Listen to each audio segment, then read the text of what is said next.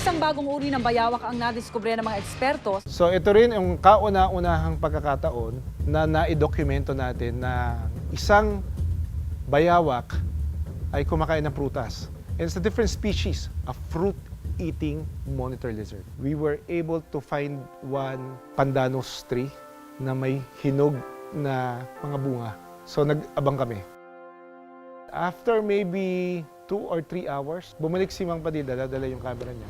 He showed us a video of a monitor lizard umaakyat dun sa puno. Pinapangas yung bawat bunga ng pandanus tree. Halos maiyak kami sa tuwa kasi first time na nakuha na ng live yun.